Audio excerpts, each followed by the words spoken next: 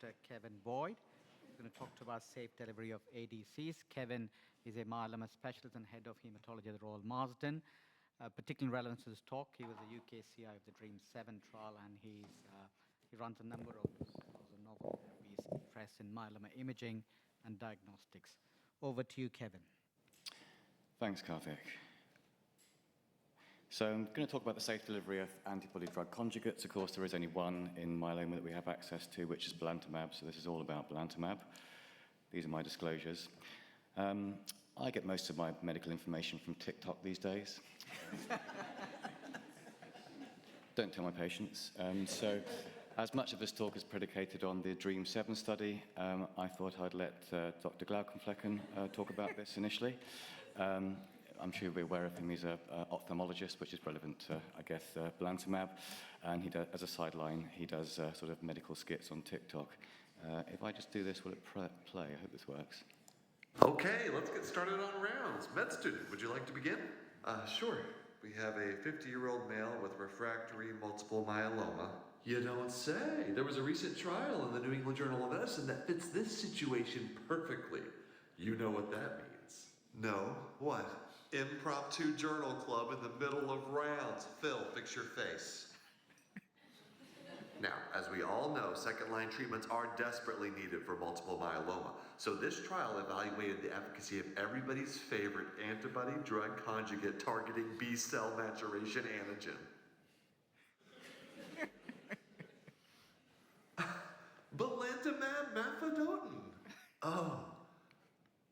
Seth, like Lord of the Rings? 494 patients with relapsed or refractory multiple myeloma were randomly assigned to receive either belantamab mafodotin, bortezomib and dexamethasone, or daratumumab, bortezomib and dexamethasone. Attention, code stroke, oncology floor.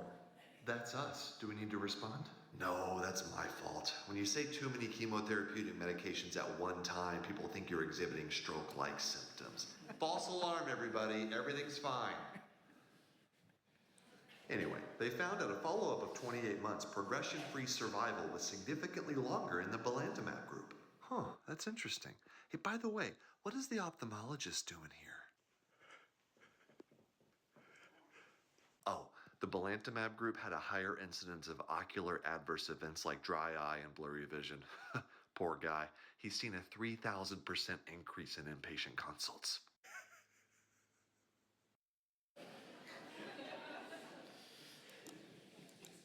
So I think that's it, isn't it?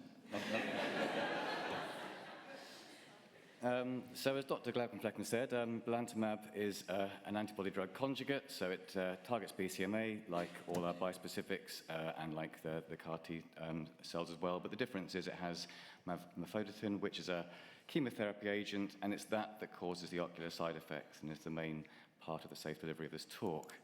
The structure of the DREAM-7 study in detail. The thing to look at is the belantamab dosing schedule. It starts at 2.5 milligrams per kilogram, given once every 3 weeks. It's a standard Velcade and dexamethasone twice-weekly regimen, so days 1, 4, 8, and 11. And then the belantamab, after 6 months of that, goes on to a maintenance schedule, the same 2.5 milligrams per kilogram dose once every 3 weeks long-term. And that was compared to the daratumumab, Velcade, and dexamethasone, given in the same way as it was in CASTOR, so again, twice-weekly bortezomib with daratumumab long-term. And the results, I'm sure you're aware of, are very impressive. So the median progression-free survival for the DVD arm is 13.4 months, which is kind of comparable to the CASTOR study as a comparator. And the progression-free survival with belantamab was about 3 times as long, so 36.6 months. And unsurprisingly, that huge PFS advantage translates into an OS advantage, and at 3 years, there are 60% of patients alive on DVD compared to 74% on belantamab Veldex. So about 14% of patients who would otherwise not be alive if we treated them with belantamab. So we clearly have a drug that's very efficacious, more efficacious than daratumumab, which in itself is a good and efficacious drug.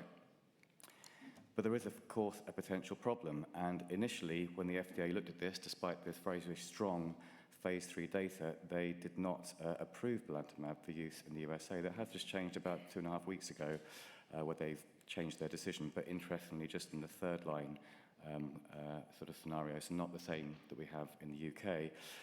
It was obviously split 5-3 votes, but it's worthwhile looking at what their clinical pharmacology lead said. The applicant conducted very limited dose exploration in a small number of patients to support the selection of the belantamab dose in DREAM7 and DREAM8, and the available data also suggests that lower exposure of belantamab may result in fewer dose modifications and corneal adverse events without necessarily affecting the efficacy. So they're essentially saying it's an effective drug, but perhaps the schedule is not correct. So let's bore into that in a bit more detail. So if you look at the safety summary here, these are adverse events leading to permanent discontinuation of any study drug, grade 3-4 adverse effects. And the belantamab arm, 31% of patients are having to stop drug due to some sort of adverse event, which does look higher than the DVD arm, 19%. But of course, the patients in belantamab are on treatment for 3 times as long, roughly. So once you actually take account of that, there's not such a huge difference. The majority of patients who did stop, of course, stopped due to the ocular side effects. And the majority of patients do get ocular side effects. If you look down the list here, 89% of patients get some degree of ocular side effect. They're all corneal examination findings. So this is punctate keratopathy, damage to the outer lining of the eye, very low rate of corneal ulcers. And the symptoms patients get are blurred vision, most commonly dry eye, photophobia, and foreign body sensation in the eye. And grade 3 side effects, this is the kind of level that's going to potentially stop a patient driving. They will lose their independence, they'll not be able to use their phone, they'll not be able to read or watch television. But it's worthwhile noting that of the patients who experienced an event, nearly all, 91%, were able to continue with therapy on or after the onset of the first event and receive an average of 8 additional doses. So the key thing here is it's reversible. In nearly all cases, I've never seen a patient where it hasn't got better. It does normally take weeks, often many weeks, but as soon as patients know this, the reversible word is the most important thing they want to hear. So these are key important things to manage the side effects of belantamab. First of all, plentiful administration of lubricating eye drops, at least 4 times a day in both eyes, and more if they can remember to do it. Not wearing contact lenses, and if they get significant visual deterioration, potentially not driving. This is a schematic between the relationship between us, the hematologist prescribing the drug, and an eye care professional, which in nearly all cases is an optometrist or optician as opposed to an ophthalmologist. So that in the first case, we need to refer the patient to an eye care professional.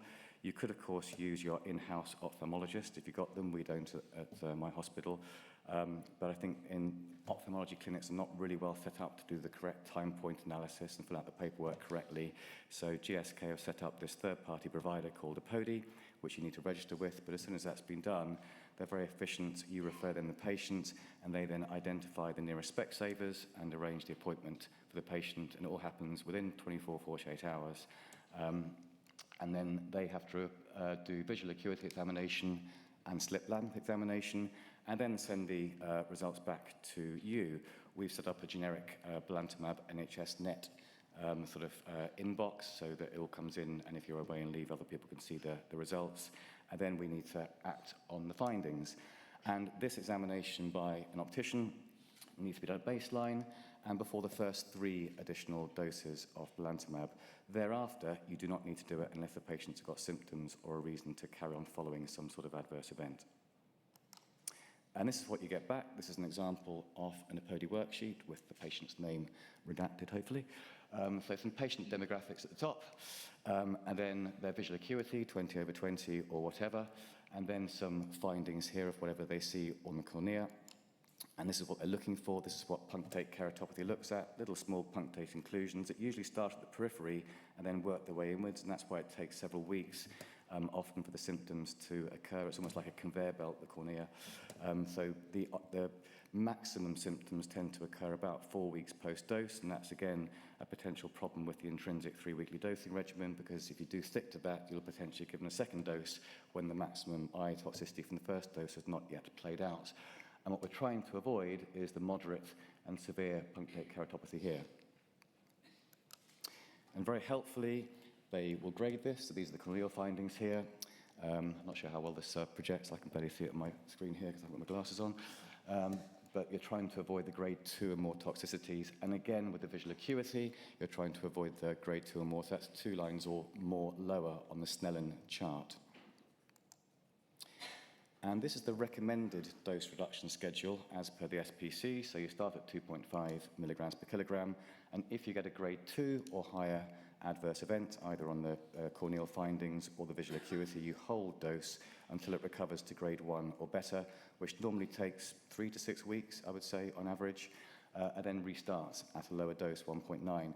There isn't a lower recommended dose in the SPC, but you can give lower doses, and we often have, and it can be effective and still well tolerated.